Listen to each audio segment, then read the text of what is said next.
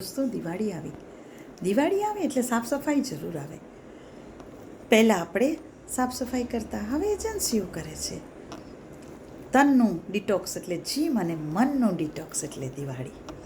પણ દિવાળીમાં કબાટો તો આપણે જ સાફ કરવાના.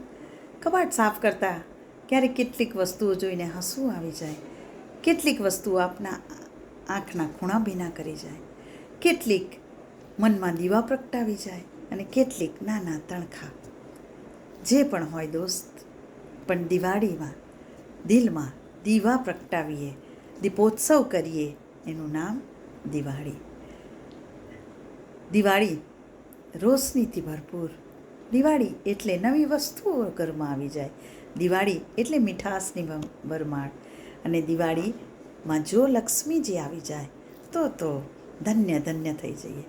પણ સાહેબ, કોક વાર દિવાળીમાં કોઈના જીવન પથની LED લાઇટ બનીને જોજો સાહેબ.